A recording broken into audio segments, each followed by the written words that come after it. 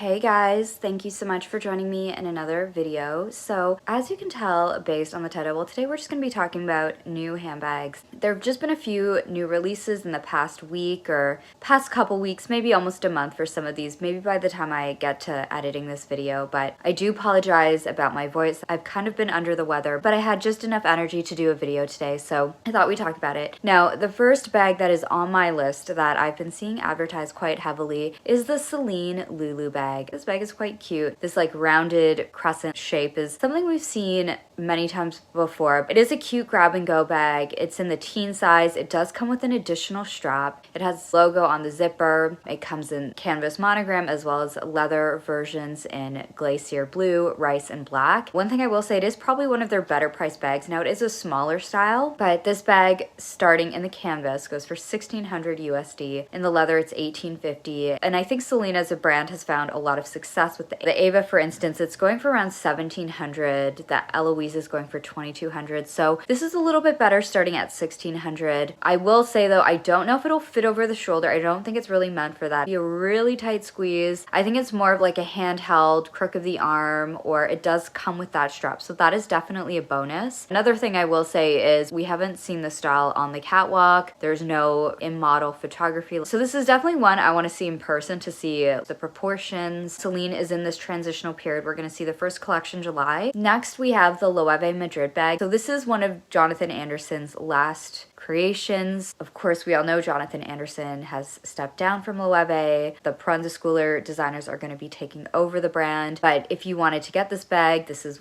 one to consider as it is one of his last creations. I will say though, I don't think they're going to do a whole rebrand. I don't know, who knows? But I think Jonathan Anderson, his bags have been doing really well. So I think we'll probably see a lot of his bags still continue on. But this bag, it was featured on the spring 2025 runways. Of course, Madrid is the brand's home city. It does have a nice slouchy supple look. Now this bag, it starts at $49.90 USD. It does come in 3 sizes: dark burgundy, black, olive, and burnt red. I will say it is a little bit steep. It's basically like $5,000, but a lot of luxury brands have gone up in price. Jonathan Anderson really did elevate this brand. There are multiple ways to wear. The colors look really rich. There's 3 sizes. So if you wanted to get one of Jonathan Anderson's last creations from the brand, it's definitely one to consider.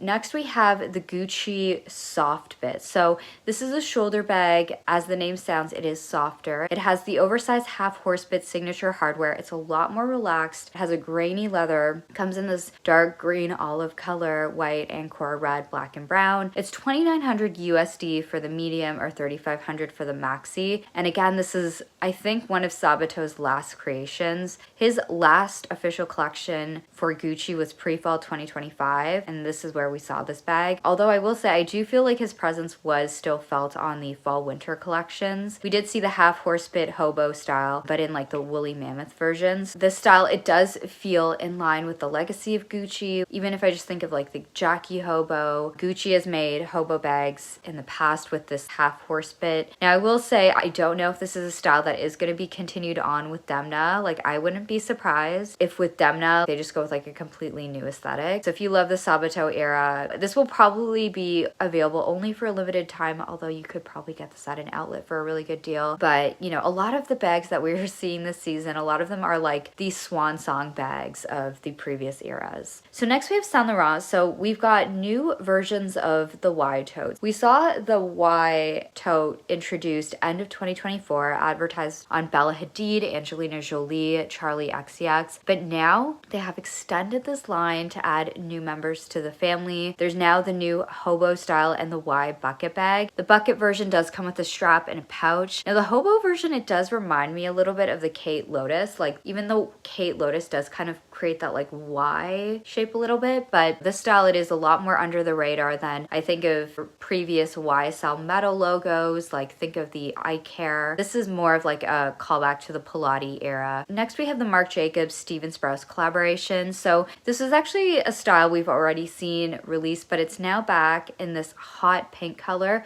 Of course, Steven Sprouse collabed with Marc Jacobs way back during his time period at Louis Vuitton, and that was one of the most iconic collections collections. Of course, the tote bag is also one of Marc Jacobs' hottest bags. I actually had one of these in the faux shearling, but I soon realized it just wasn't my personal style, but I'm glad I tried it. I get the appeal, like it's very functional. It does have a utility strap. It makes sense why they're doing this collaboration in this new color. I can see it doing really well. I think this bag has sold out at this point. It is one of the most accessibly priced bags on this list at $550. Next, we have the Ferragamo soft bag. So this was a bag that we saw on the spring summer 2025 runway collection, and it is exactly as it sounds. It's soft, it's fluid, it's less structured compared to, I think, of a lot of Ferragamo bags, even recent creations like the Hug or the Wanda. There's just a little bit more structure in those bags, whereas this is very soft with the gathered pleated leather, very supple. They also have like the distinct Ganchini hardware on the sides, and it can be clutched, worn on the shoulder. And I just feel like this is a style of bag we've been seeing quite heavily. If I think about the Loewe Flamenco or even the recent Fendi Mama baguettes, this kind of drawstring pouch style. And the price of this I don't think is that bad. It's $24.50 for the small, and then you can go up to the large for $3,500, but I actually think this is a really nice style. Next, we have the Khaite Lori baguette. So I recently talked about this scene on Katie Holmes. She was wearing this bag. I think this is such a chic style. It really reminds me, the way the handle kind of frames and sort of extends out, it does remind me a little bit of the Row Half Moon, but this is more of an east-west proportion. And of course it comes in that python embossed print, which I think Khaite has really latched onto, as well as black and red. Next, we have the Dior medium signature bucket bag. So I don't know if this is me, but this just feels a little bit different for Dior. This is like if Dior did their version of the Picotin and the Lindy, but it also feels like it's kind of an extension of the Dior De Giorni line, which they've been promoting recently. Even just like the Dior De Giorni feels a bit of a different style from the Maria Grazia era of Dior. Personally, I am not really a Dior girl, but it just feels like this is even very different for Dior. Like as I'm scrolling down and I look at some of their more embellished bags, or even just like the book tote, how they often have like really nice floral prints. A lot of their bags have hardware and pearl accents. I don't know, this just feels very different. It does come in this black version, but it also does come in that signature blue oblique print, so there's that. But yeah, it's a very different bag from what I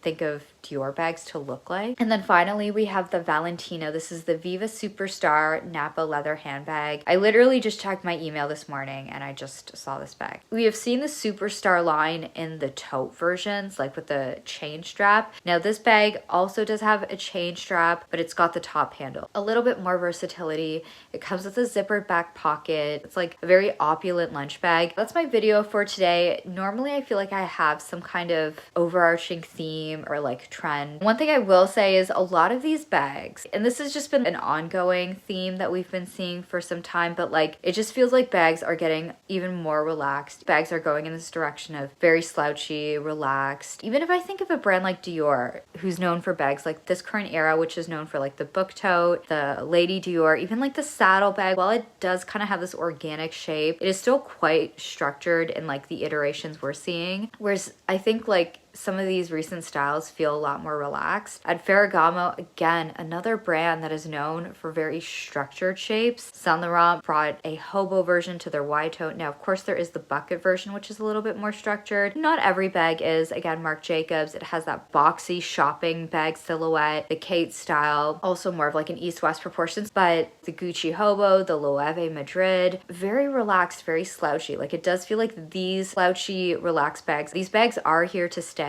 Even just looking at some of the upcoming fall 2025 bags that we'll see in like 6 months, just reviewing those bags, I did a video on that, and a lot of these bags have that relaxed look, be it like the Fendi Spy bag, the Chloe Paddington. A slouchy bag is here to stay, but also like if you prefer the east-west styles, like they're also here to stay as well. So yes, that's my video for today. Was there any bag that you liked the most? I would probably say from this list, probably the Ferragamo soft bag. That's probably my favorite on this list, but would love to know your thoughts. Thank you so much for joining me in another one, and I hope to see you in the next one. Bye.